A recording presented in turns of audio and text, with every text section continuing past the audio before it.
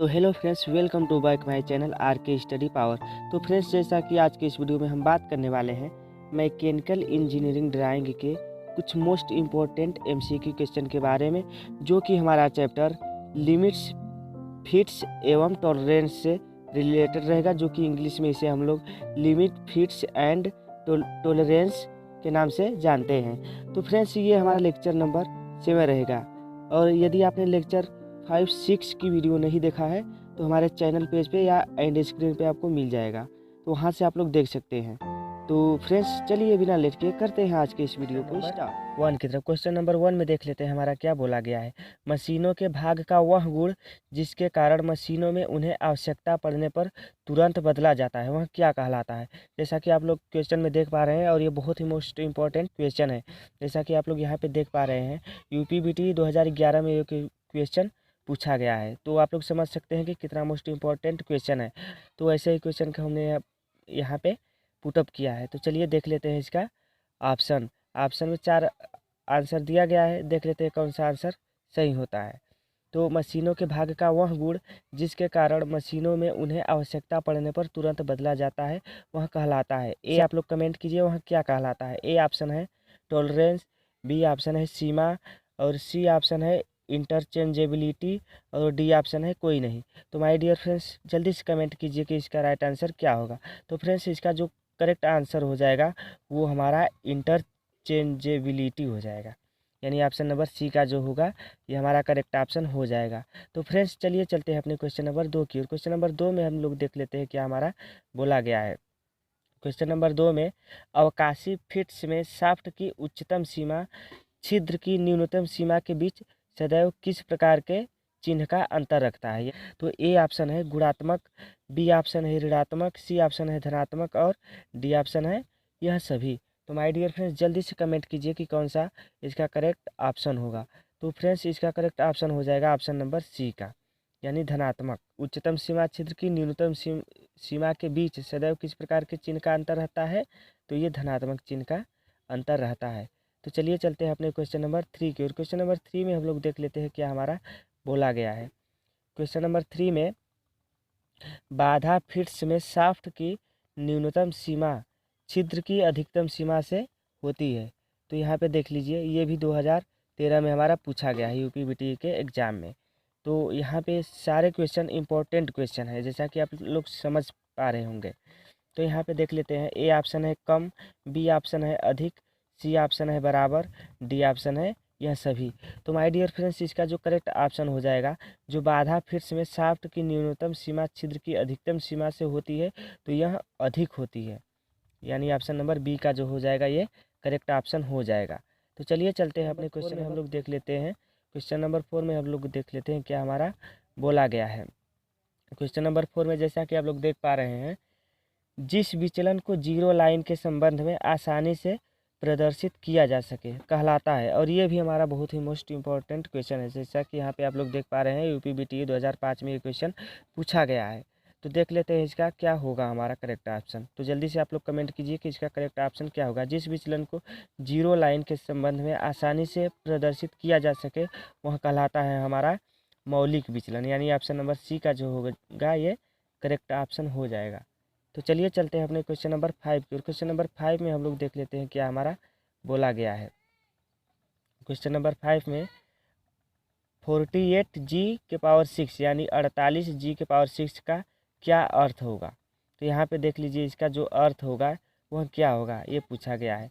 तो A option है मूल व्यास 48, टॉलरेंस ग्रेड 6, और बी ऑप्शन है मूल व्यास 6, टॉलरेंस ग्रेड 48, और सी ऑप्शन है दोनों, डी ऑप्शन है कोई नहीं। तो माय डियर फ्रेंड्स, जल्दी से आप लोग कमेंट कीजिए कि इसका करेक्ट ऑप्शन क्या होगा।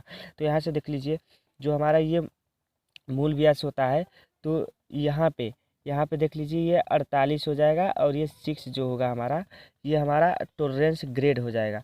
तो इसका जो ऑप्शन करेक्ट होगा वो ऑप्शन नंबर ए का करेक्ट ऑप्शन हो जाएगा, मूल व्यास 48, टॉलरेंस ग्रेड 6। तो यहाँ पे आप लोग समझ सकते हैं इसे। तो चलिए चलते हैं क्वेश्चन नंबर 6 की ओर। क्वेश्चन नंबर 6 में हम लोग देख लेते हैं क्या हमारा बोला गया है। क्वेश्चन नंबर 6 में भारत में bureau of Indian standard system ने कितने प्रकार के सीमांतर ग्रेड निर्धारित किए, यानी जो ब्यूरो ऑफ इंडियन सिस्टम ने जो सीमांतर ग्रेड निर्धारित किए वह कितने प्रकार के सीमांतर ग्रेड निर्धारित किए। आप क्वेश्चन के कहने का मतलब ये है। तो जल्दी से आप लोग कमेंट कीजिए कि कितने प्रकार के सीमांतर ग्रेड निर्धारित किए गए। तो यहाँ पे ए ऑप्शन है 15, बी ऑप्शन है 16, सी ऑप्शन है 17 और डी ऑप्शन है 18। तो माय डियर फ्रेंड्स जो इसका करेक्ट ऑप्शन हो जाएगा तो ये हो जाएगा हमारा 18 यानी 18। जो भारत में bureau of Indian standard system ने कितने प्रकार के सीमांतर ग्रेड निर्धारित किए, तो ये हमारा ऑप्शन नंबर डी का हो जाएगा। तो चलिए चलते हैं अपने क्वेश्चन नंबर 7 की। क्वेश्चन नंबर 7 में हम लोग देख लेते हैं क्या हमारा बोला गया है। क्वेश्चन नंबर 7 में यदि किसी जॉब के मूल साइज में केवल एक ही ओर विचलन होता है तथा दूसरी ओर विचलन शून्य होता है तो वह कहलाएगा, मतलब क्या कहलाएगा।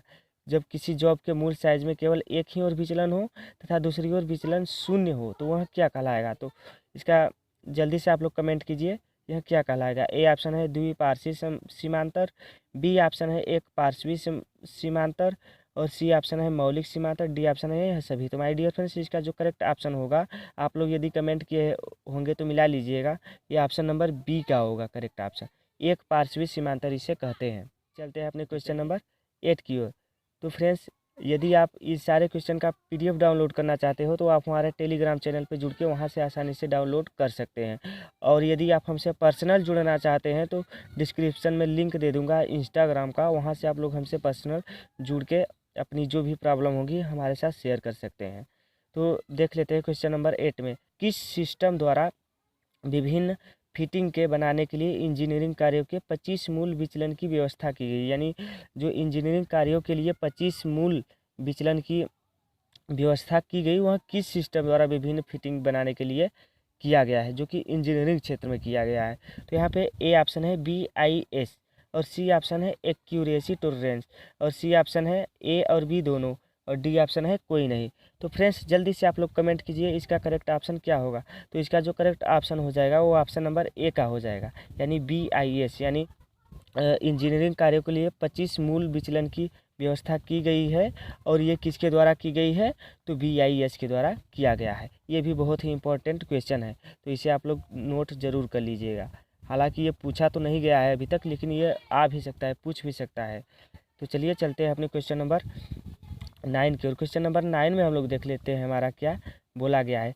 निम्नलिखित में से विचलन के प्रकार हैं, यानी विचलन हमारे कितने प्रकार के होते हैं। तो ए ऑप्शन है 4 प्रकार के होते हैं, बी ऑप्शन है 5 प्रकार के, सी ऑप्शन है 6 प्रकार के, डी ऑप्शन है 9 प्रकार के। तो माय डियर फ्रेंड्स जल्दी से आप लोग कमेंट कीजिए कि जो हमारा विचलन होता है यह कितने प्रकार का होता है। और ये चैप्टर आप लोग ज़रूर पढ़ लीजिएगा एक बार, क्योंकि यह बहुत इंपॉर्टेंट चैप्टर है। तो ए ऑप्शन है 4, बी ऑप्शन है 5, सी ऑप्शन है 6, डी ऑप्शन है 9। तो माय डियर फ्रेंड्स इसका जो करेक्ट ऑप्शन होगा वो ए का हो जाएगा, यानी जो तो चलिए चलते हैं क्वेश्चन नंबर 10 की ओर। क्वेश्चन नंबर 10 में हम लोग देख लेते हैं क्या हमारा बोला गया है। क्वेश्चन नंबर 10 में सीमा कितने प्रकार के होते हैं, यानी जो हमारी लिमिट्स होती है वह कितने प्रकार की होती है। ए ऑप्शन है 2 प्रकार की, बी ऑप्शन है 4 प्रकार की। आप लोग कमेंट कीजिए, देखते हैं किसका किसका राइट आंसर होता है।